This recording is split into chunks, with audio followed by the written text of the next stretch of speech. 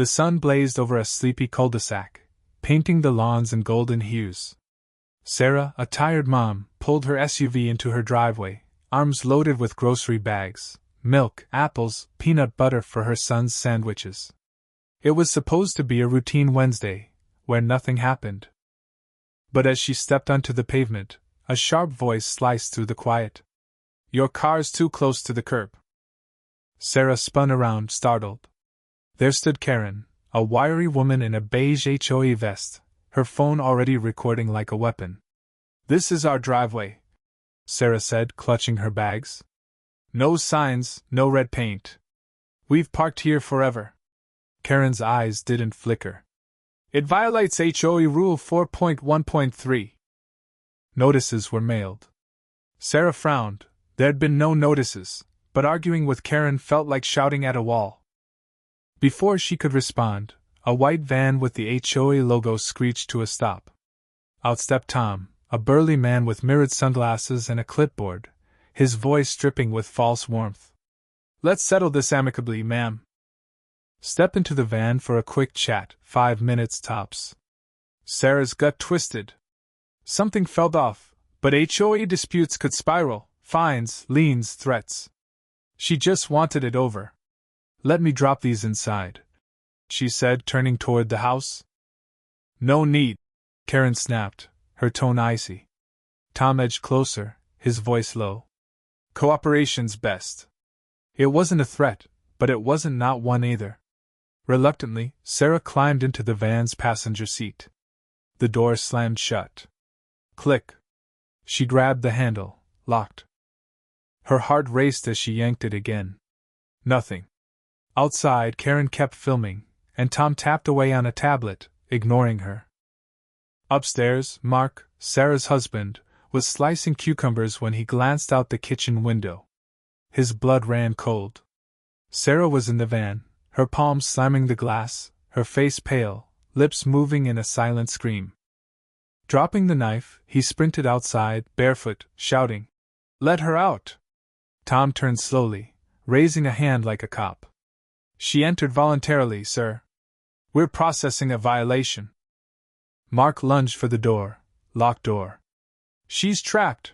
he yelled, panic clawing his chest. Karen, arms crossed, said coolly, "She's not under arrest. We're waiting for local enforcement.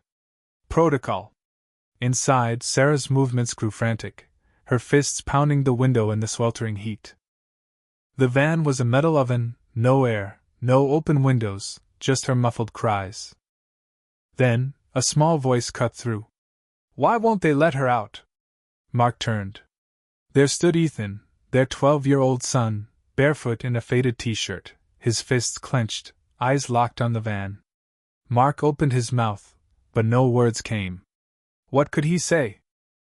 The HOA, a group meant to fuss over fences, was holding his wife hostage, and no one was helping. Ethan's jaw tightened. The world seemed to slow, the cicadas' hum fading, the air thick with tension. Neighbors crept onto their lawns, some recording, others whispering.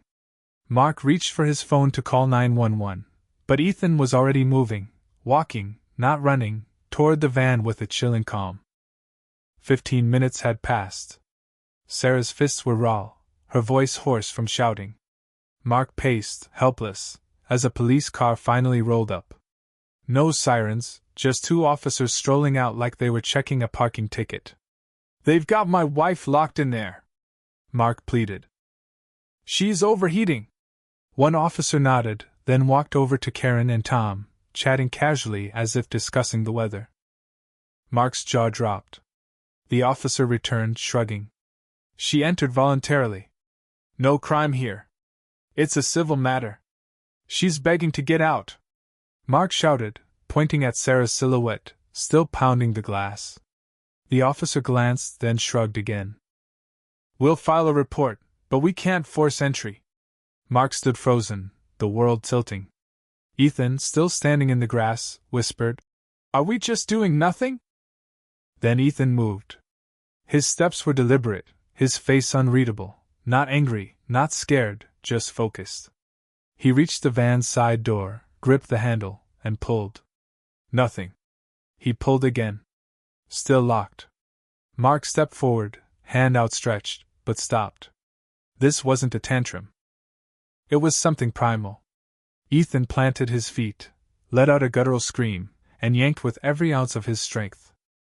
A metallic groan echoed, followed by a crack. The crowd gasped.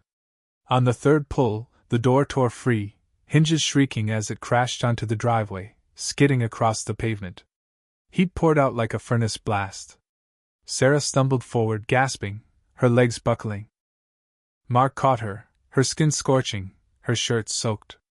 She wasn't crying, just breathing, clinging to life. Ethan stood panting, arms trembling. The crowd was silent, the officers stunned, Karen and Tom frozen. The twisted door lay like a shattered symbol of their authority. Across the street, a teenager had live-streamed it all, the police's inaction, Sarah's desperation, Ethan's raw power. Within hours, the clip exploded online. 12-year-old rips fan door to save mom from HOA.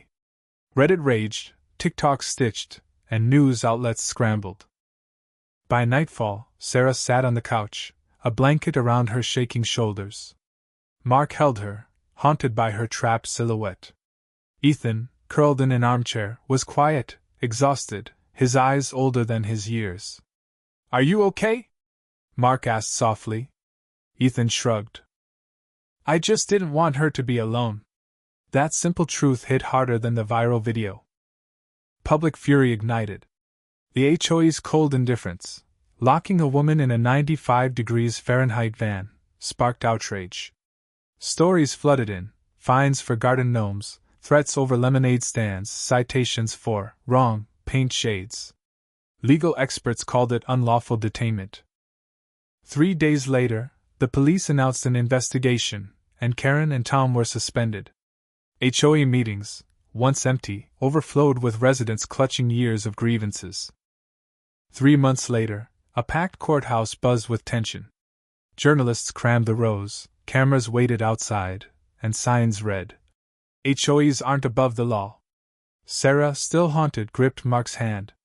Ethan, in an oversized shirt, watched silently.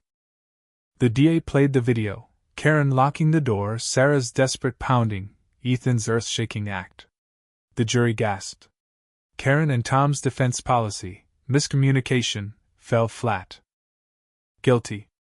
Probation, community service, and a permanent ban from HOA rolls. An audit followed, exposing the HOA's corruption, kickbacks, targeted fines, and buried complaints. The board was dissolved, its charter revoked. Statewide, HOA reform bills gained traction, challenging their unchecked power. Ethan's act had cracked open a system. Outside the courthouse, reporters swarmed. "Ethan, are you a hero?" one shouted.